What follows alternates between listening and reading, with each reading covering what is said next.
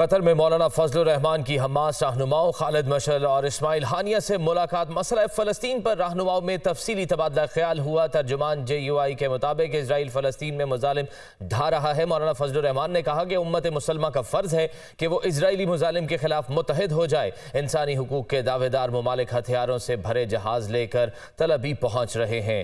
امت مسلمہ بھی فلسطینی بھائیوں کی حمایت کے لیے میدان میں نکلے، اپنی ماؤں بہنوں اور بھائیوں کی مدد کرے۔ اسماعیل ہانیہ کی جانب سے یہ کہا گیا۔ مزید تفصیلات جانتے ہیں ہمارے نمائندے جاوید حسین ہمارے ساتھ موجود ہے۔ جاوید، آگاہ کیجیے گا، ملاقات میں کیا اہم تبادلہ خیال کیا گیا؟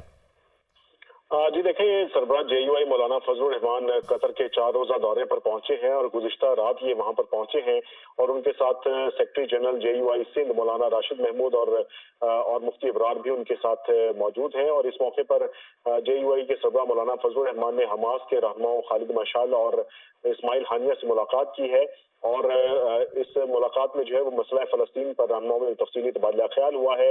اور اسی طرح سے مولانا فضل الرحمان نے اس ملاقات میں گفتگو کرتے ہوئے کہا ہے کہ اسرائیل فلسطین میں ظلم و ستم کر کے قبلہ اول کو ہیکل میں بدلنے کی مضمون کوشش کر رہا ہے، جس پر اسماعیل ہانیہ کی جانب سے جو تاثرات کا اظہار کیا گیا۔ انہوں نے کہا کہ امت مسلمہ کا فرض ہے کہ وہ اسرائیلی مظالم کے خلاف متحد ہو جائیں اور انسانی حقوق کے دعوے دار ممالک ہتھیاروں سے بھرے جہاز لے کر تل ابیب پہنچ رہے ہیں۔ اور انہوں نے یہ بھی کہا کہ امت مسلمہ بھی فلسطینی بھائیوں کی حمایت کے لیے میدان میں نکلے اور اپنے ماؤں بہنوں اور بھائیوں کی مدد کرے۔ خالد مشعل نے اس موقع پر کہا کہ کشمیر اور فلسطین پر عرصہ دراز سے مظالم انسانی حقوق کے دعوے داروں کے منہ پر تماچا ہے۔